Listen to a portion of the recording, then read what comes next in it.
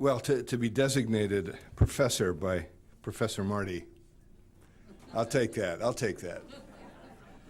I want to, before I talk, say something.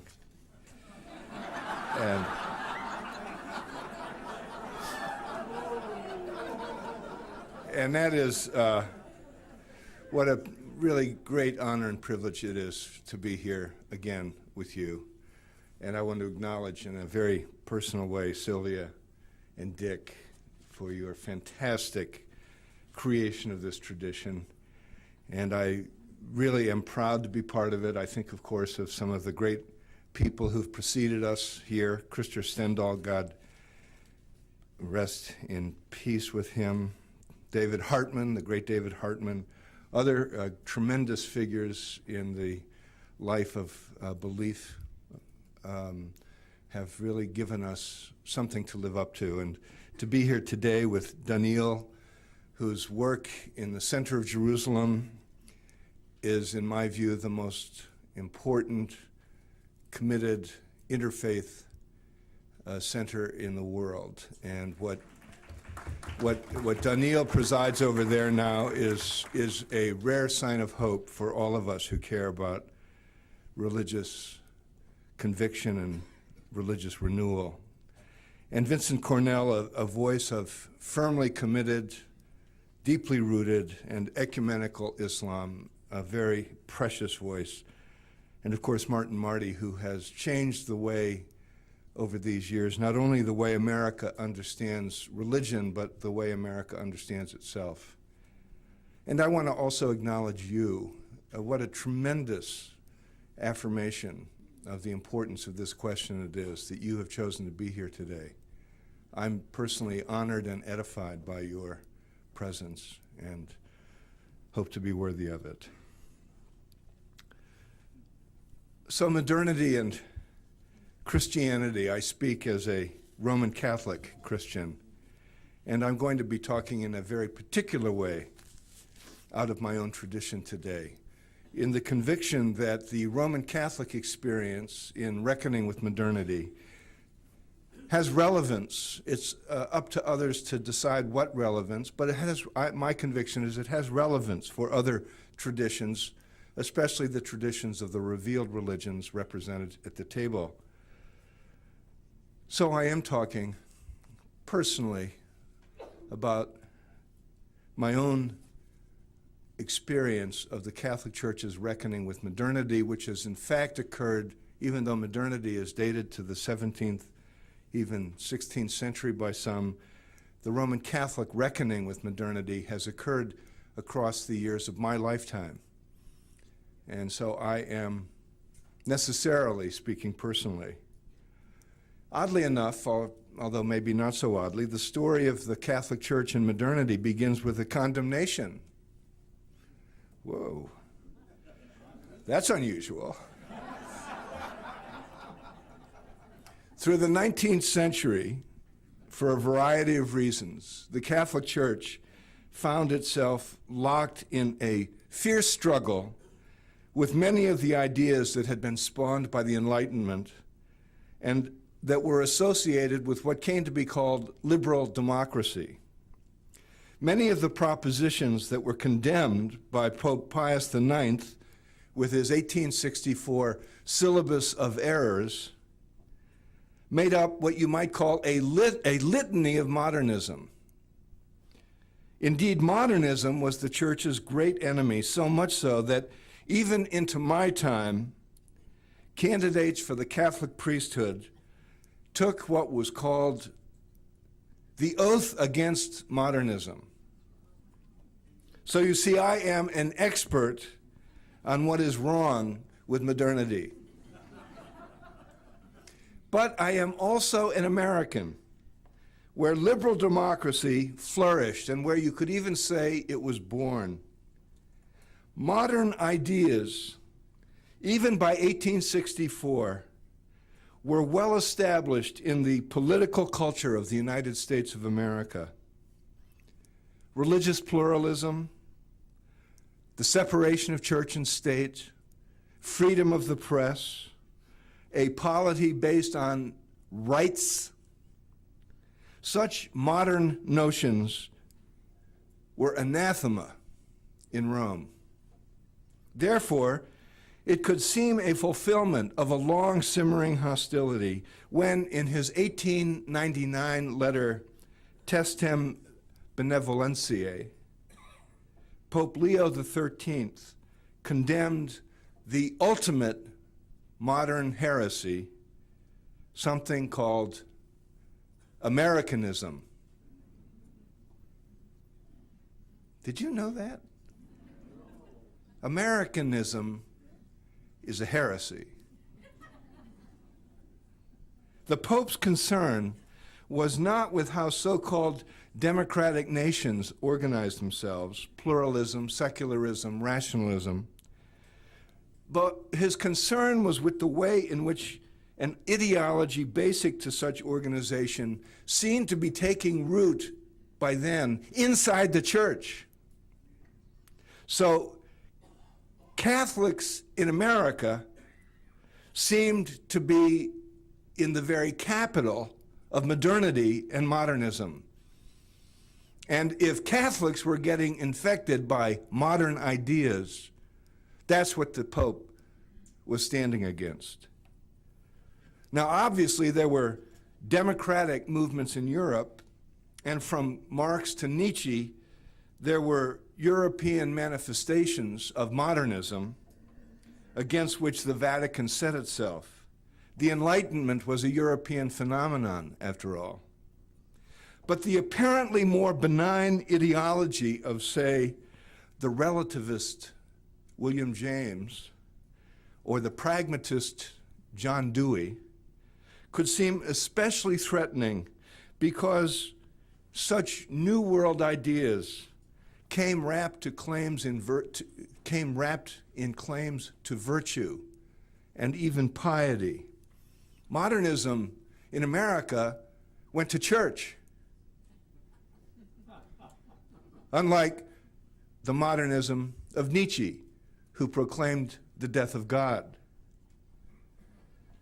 Indeed, the much vaunted religious freedom of Americans was supposedly rooted in a corrective reaction to the violent excesses of the religious wars of Europe, when literally millions, mostly Christians, killed each other in the name of God. But celebrated American freedoms could disguise a radical subjectivity, which could in turn be seen as leading inevitably to the isolation of individuals and the destruction of community.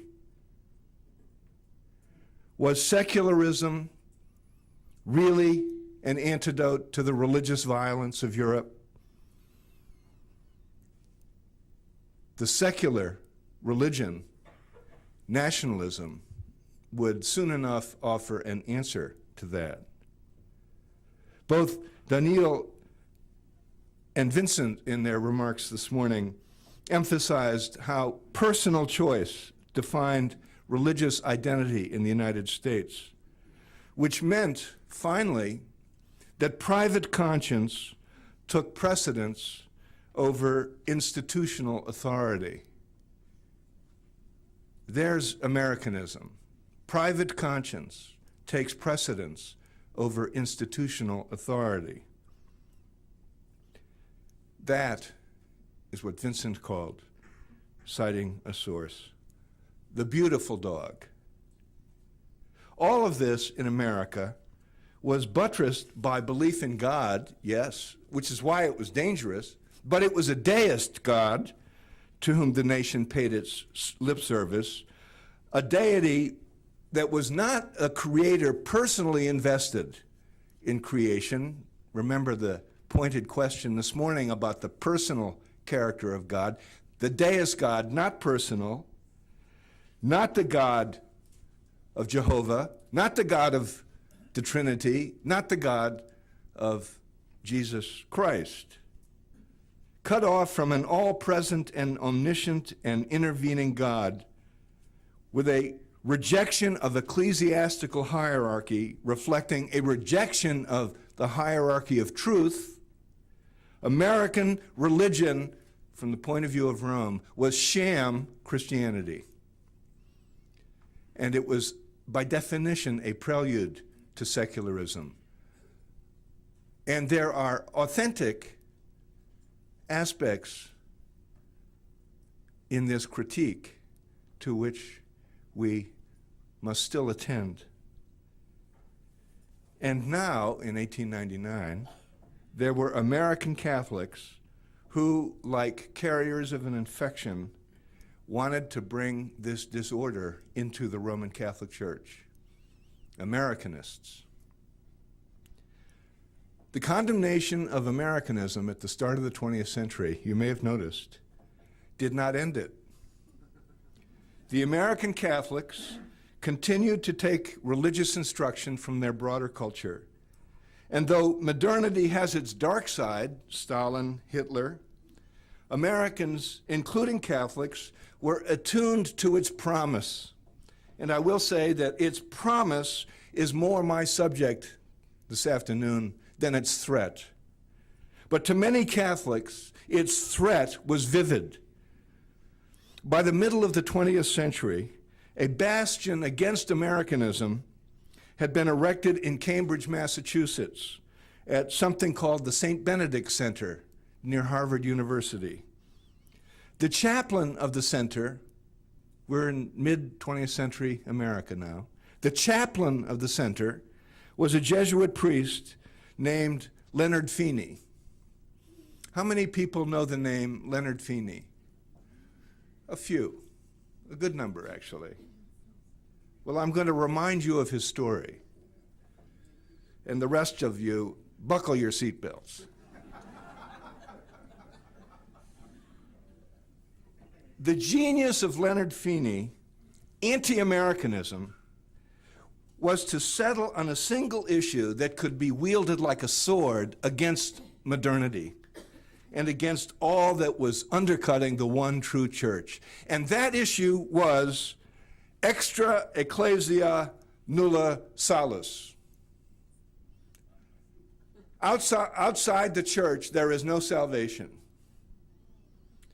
Father Feeney's campaign, embodied in his highly publicized sermons, especially on the Boston Common, seemed to take special aim at Jews, whose rejection of Jesus as Messiah, not to mention the association of certain Jews with political and cultural revolution, made them the special enemy of Roman Catholicism. And this morning I indicated a bit of why that was so. But the threat of modernism, from Marx to Freud, could easily be made to seem a Jewish threat. Many people took offense at Feeney's intemperate and sweeping condemnations. But the truth is, Feeney was right in insisting that on the question of what was required for salvation, his was the traditional Orthodox position. He may have had leprosy in Vincent's image, but on this question, Feeney was the saint. He had popes and councils on his side going back 1,000 years, going back to the great St. Thomas Aquinas. No salvation outside the Catholic Church. His emphasis on salvation reinforced the Church's most potent mechanism for exercising authority, which was the terror of eternal damnation, which of course presumed a pre-modern cosmology of this world over against the next. Fueling Feeney was an implicit sense that the Americanist infection had taken hold within Catholicism after all, and not only on the fringes. In 1943, the year I was born, so I'm tracking actually the years of my life, the encyclical Mystici Corporis, the mystical body, had spoken of the Catholic Church as the mystical body to which others, non-Catholics, could belong, quote, by some kind of unconscious desire and longing. Aren't you non-Catholics glad to know that? You don't think you're a Catholic, but actually, you are. I've told you that, but you won't really believe it until you get to heaven and you find out that actually everybody in heaven is a Catholic.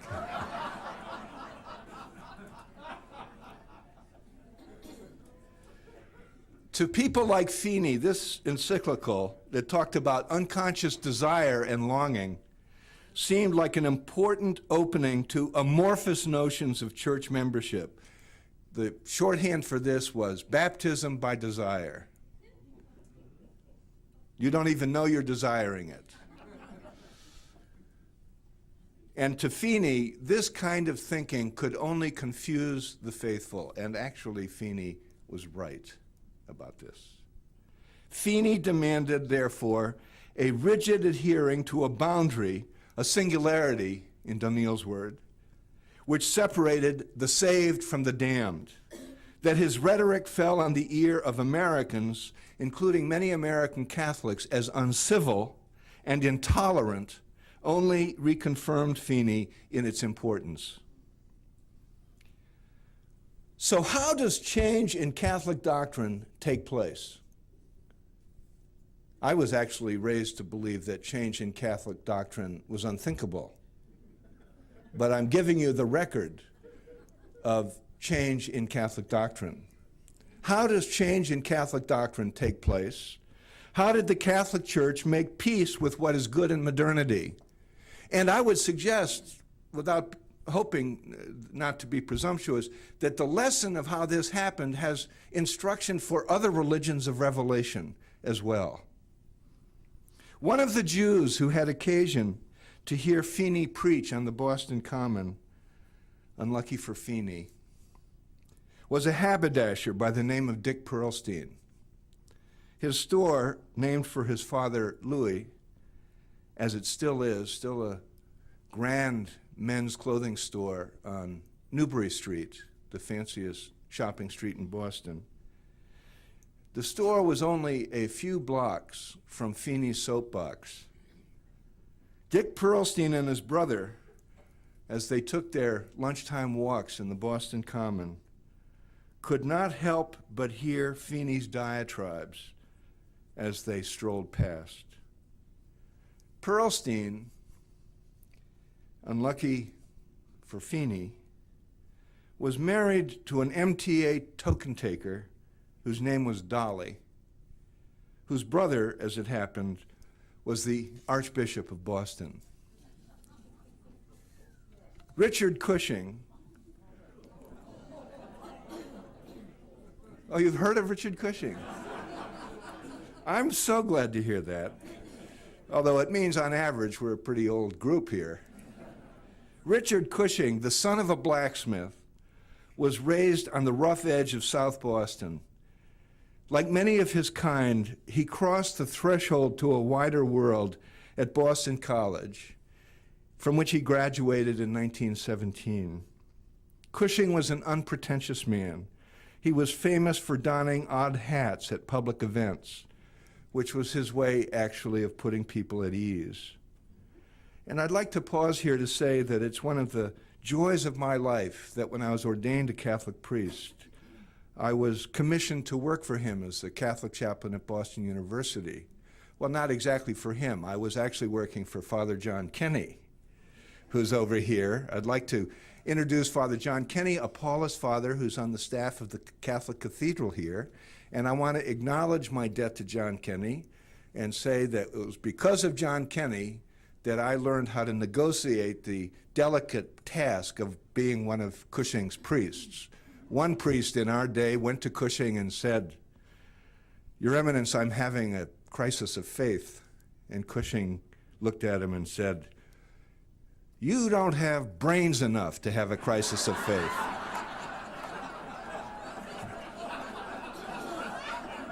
Go back to your parish and get to work.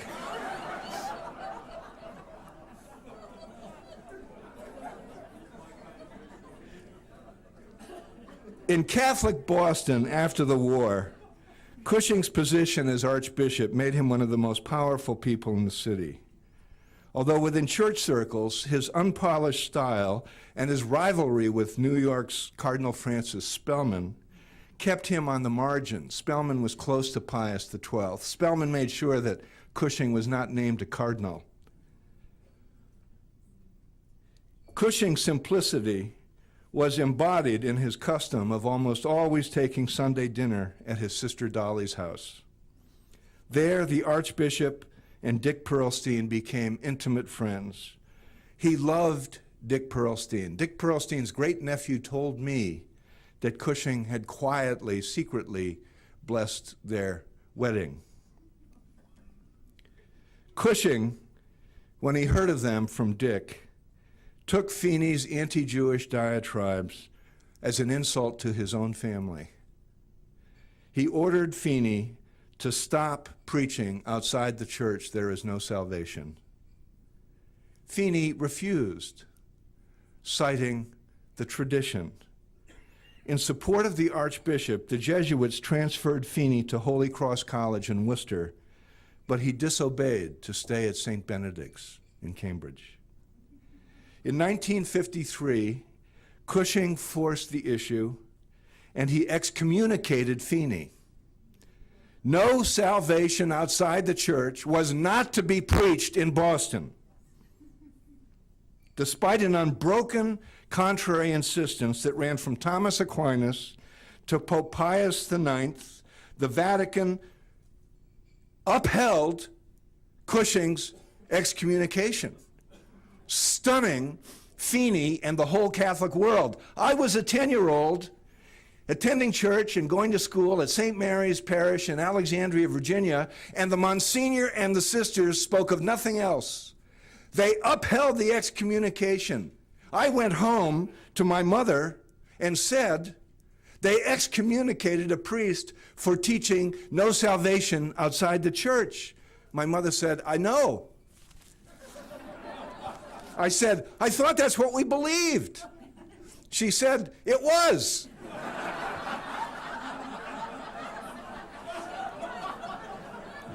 I said, what do we believe now? And she said, we believe live and let live. My mother was an Americanist.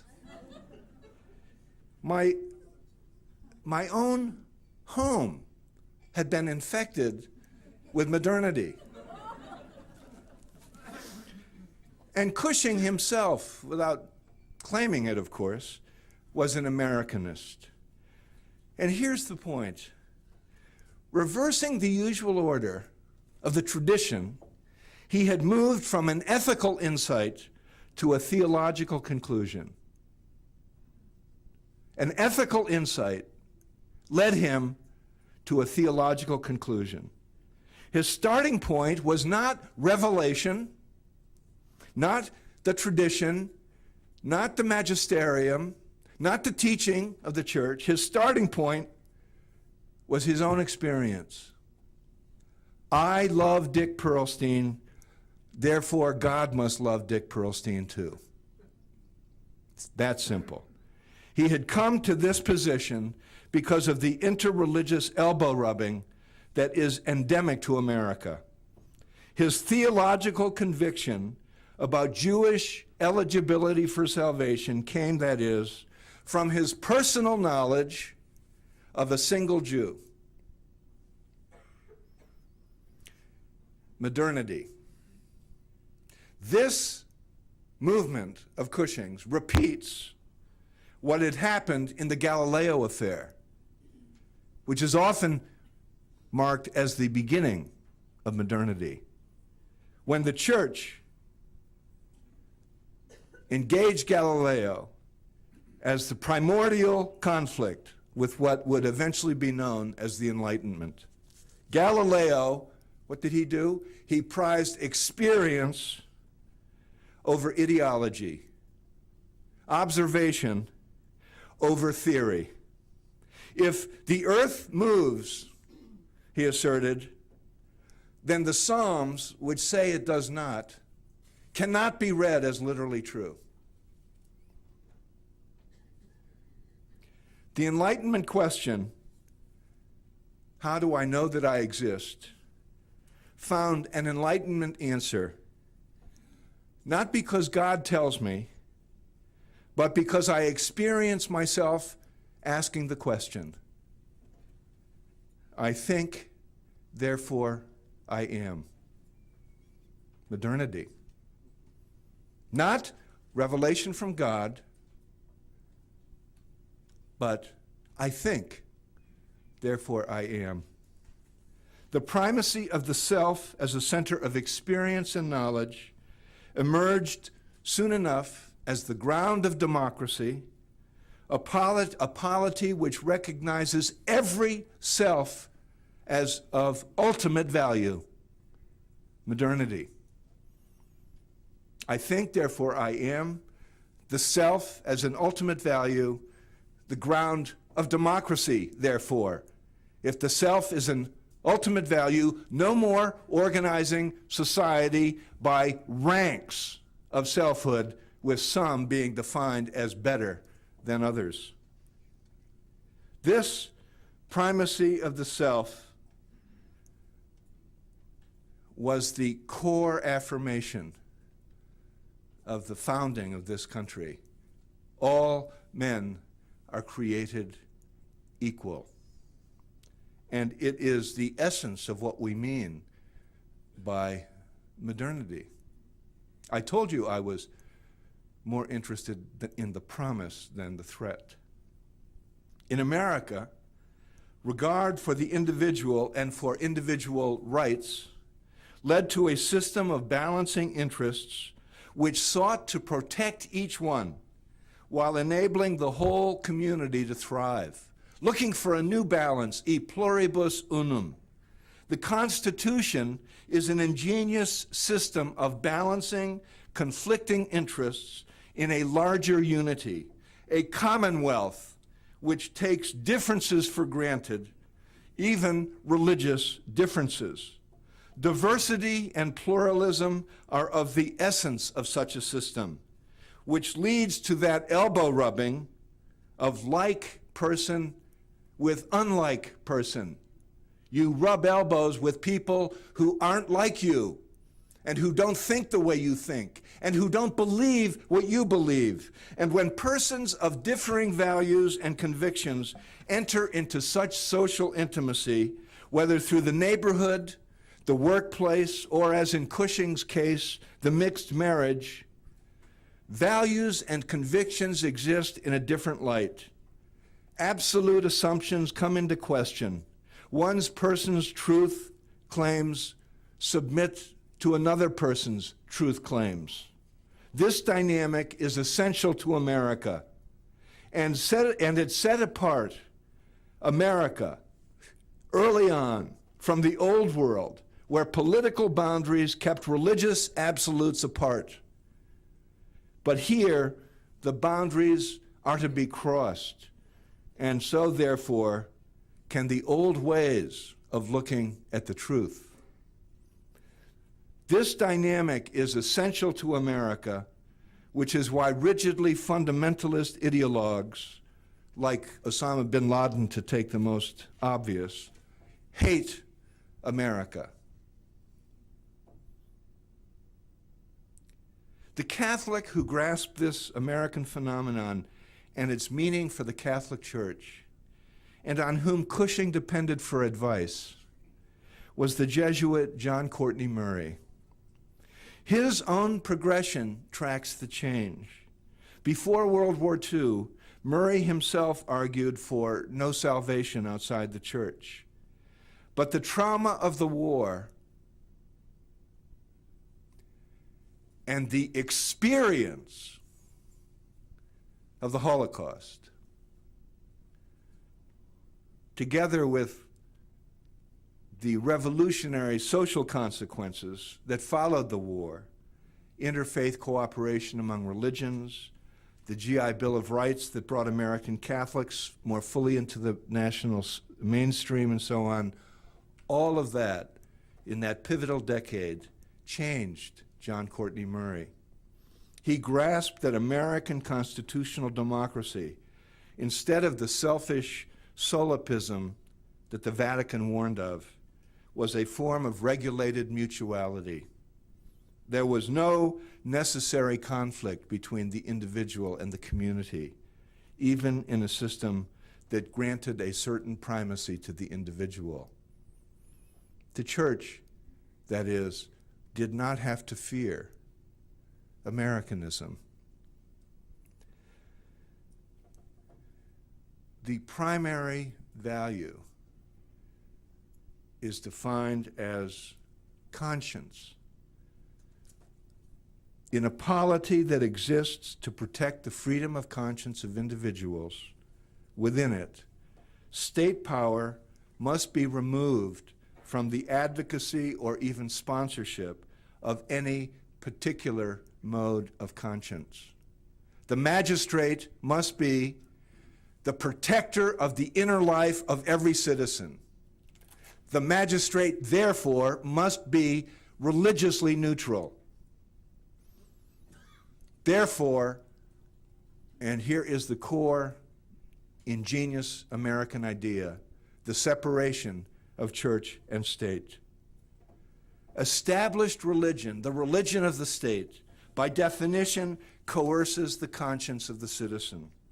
Religious liberty, and Murray argued authentic religion, requires the separation of church and state. That Catholicism could thus take instruction from Thomas Jefferson was powerfully symbolized by the title of Murray's most famous and influential work, which was "We Hold These Truths."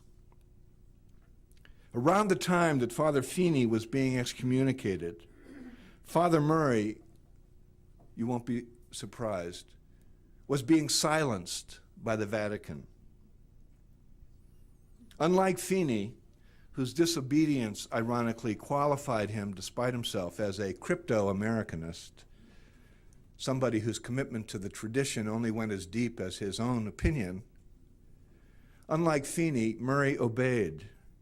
That Feeney and Murray, who represented opposite impulses, could both be disapproved by the Vatican at the same time, shows that the church was in a powerful argument with itself.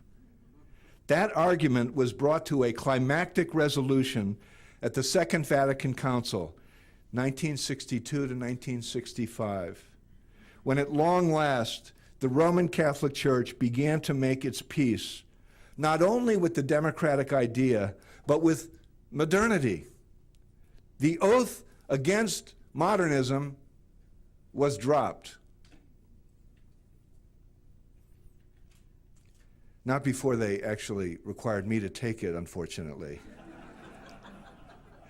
I said to the priest, we were in the sacristy of the chapel, the priest whose job it was to require me to say this oath. But, you know, I just spent the last 5 years learning all this stuff. And now I'm supposed to swear that I don't believe any of it? And he said, yeah, but, you know, nobody, you know. And how do you know what it says anyway? Because it's in Latin. So on the strength of that, unclear about what it said. Cardinal Cushing, and by the way, as Archbishop of Boston, Cushing was named to the College of Cardinals as one of the first things done by Pope John XXIII when he became Pope in 1958. The peasant Pope recognized Cushing as a soul brother. Cardinal Cushing was at that council with John Courtney Murray as his advisor, and he made 3 notable interventions or major speeches at the council, each reflecting the Americanist spirit. The first was an early plea to have the Latin proceedings translated. I have to explain. It's St. Peter's Basilica. You got 2,500, 3,000 bishops, all in bishops' gear, sitting on bleachers put in the largest church in the world, up and down the side of St. Peter's Basilica. The cardinals have begun their deliberation, the bishops, and it's in Latin, which is, of course, one of the techniques that the Italian-based conservative curia, as they were called, were using to control the proceedings.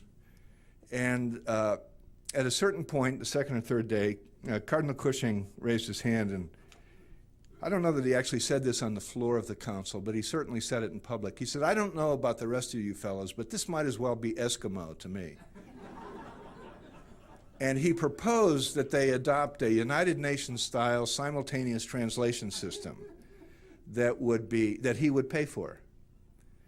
And there was a vote. It was actually the first vote, and the vote was resoundingly against Cushing's proposal. A triumph for the conservative curia. They were in charge. And of course, they had the advantage because as Italians, they only pretended to speak Latin, and they were actually, and so it looked like that was going to be the way the council went. It didn't happen for a number of important reasons. I would argue the most important of which, again, experience over doctrine, was, guess what else happened that week? The Cuban Missile Crisis. And the bishops, like the rest of the world, sat on the edge of their benches waiting for the end of the world to take place. And by the end of that week, they understood in a way they hadn't at the beginning of the week that what the world was needing was a Roman Catholic Church that was renewed and reformed enough to be relevant to the crisis facing the human race, which was John the 23rd's message to them and to President Kennedy and to Nikita Khrushchev. And his quiet diplomacy was something the bishops were quite aware of that week. And at the end of that week, the first document put before the Council Fathers was the declaration on the liturgy. And the great question that had been burning up Catholics for a decade was, will they put the language of the liturgy into the vernacular, into our own language, or will it stay in Latin? And the declaration on the liturgy, same issue, Latin, made no mention of changing the language. It was a pious nosegay celebrating the way in which the Blessed Virgin Mary operates through the Mass. And the Curia expected the bishops to rubber stamp this declaration, and one by one they stood up to oppose it. And when the vote came, it was overwhelmingly against it. And when Cardinal Ottaviani, the head of the Curia, stood up to protest, he broke his own procedural rule and spoke too long, and his microphone was shut off, and the bishops applauded. And Pope John, watching on closed-circuit television, turned to the person sitting next to him and said, "Now my council begins." And the language of the medieval church was rejected in favor of modern language, modernity.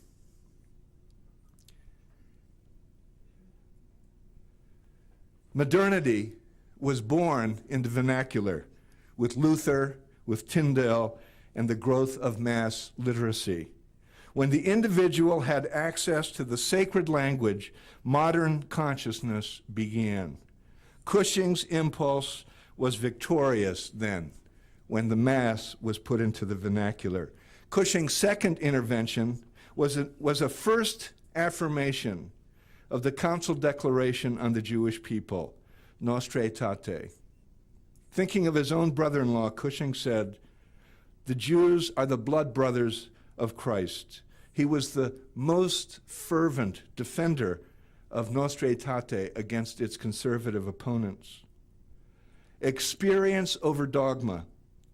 If that is the essence of the religious meaning of modernity, then here we have the heart of the Catholic change. For it was the experience of the Holocaust that made Catholic leaders see the need for doctrinal change, the most revolutionary change in the history of Roman Catholicism. Nostra Aetate, saying two things. One, you may no longer ever preach that the Jews are Christ killers, despite the fact that the texts of the New Testament say otherwise. And 2, the covenant God has made with the people Israel is full and complete and permanent. You don't have to go to God through Jesus. A revolutionary affirmation that the church is still grappling with in its theology and in its teaching. Experience over dogma. And the third intervention of Cushing's was a defense of religious liberty during the debate on the Declaration Dignitatis Humanae, on the dignity of the human person. The Catholic Church, Cushing said, should become the champion of liberty, of human liberty, of civil liberty, and especially of liberty in matters of religion. You are free to believe what you want to believe. What Cushing began during the confrontation with Feeney was brought to a completion, or a beginning of a completion, at the council. Perhaps the most dramatic shift in Catholic meaning, if also the most unofficial, was the move away from the ancient and overriding emphasis on salvation and its equivalent, damnation. The God of my youth was a damning God, and that God has been left behind in the Catholic tradition. Feeney's preaching had taken the primacy of hell as a starting point, but that primacy was now rejected. You weren't put here to be afraid. As quickly as Latin disappeared from the liturgy, the dread of hell disappeared from the center of Catholic preoccupation. The council, that is, in the spirit of Pope John XXIII, and in a return to the spirit of the Gospels, implicitly replaced a damning God with a loving God. For us, this is the gift of a modern church.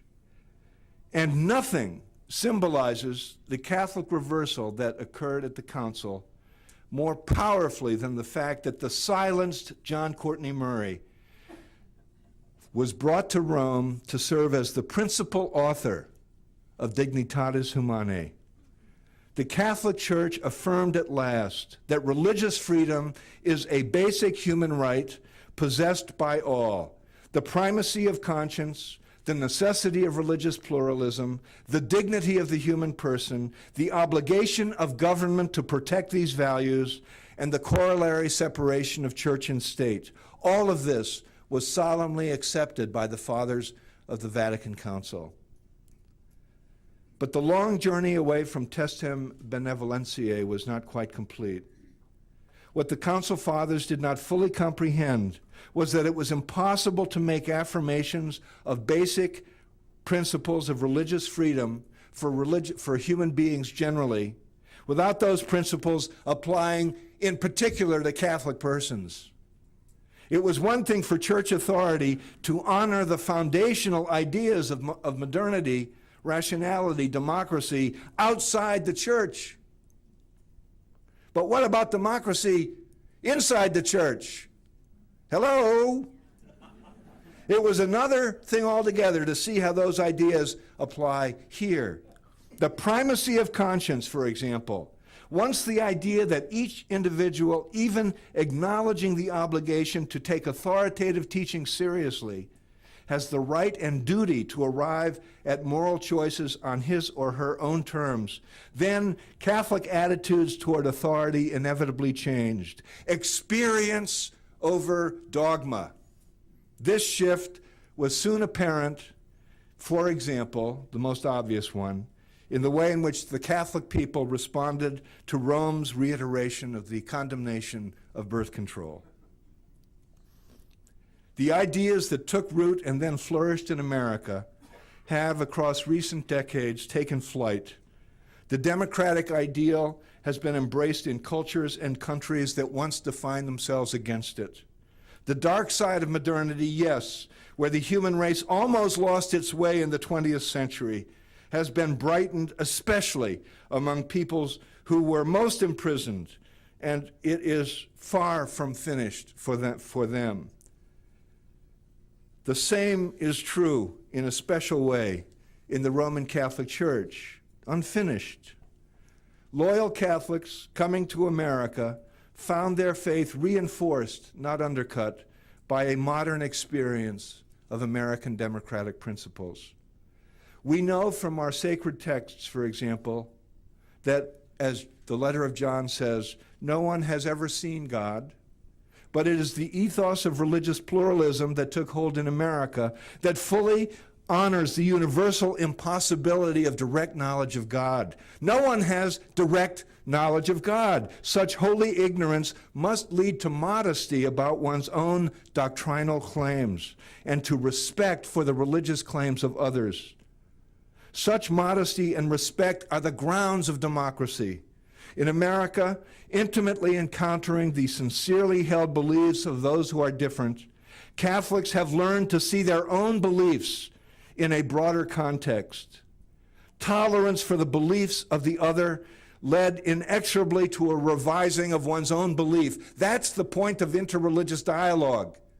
Encountering the beliefs of the other requires a change in my beliefs. Tolerance for the beliefs of the other leads inevitably to revising one's own faith. Therefore, the Catholic Church went from defining itself with Pope Leo XIII as a perfect society to defining itself with Vatican II as a pilgrim people. We are not possessors of the truth. We are pilgrims on the way to the truth. In nothing has such modern revision been more dramatic than in the Church's rediscovery of the Jesus of the Gospels, who himself preached only such a God. On the way to God is what we mean by on the way to the truth. Our idea of God changed through all of this. The God beyond God, who while present in mystery is beyond us all. God is greater than religion, as Rabbi Heschel said. There is no God but God, is the most eloquent statement of this faith I know.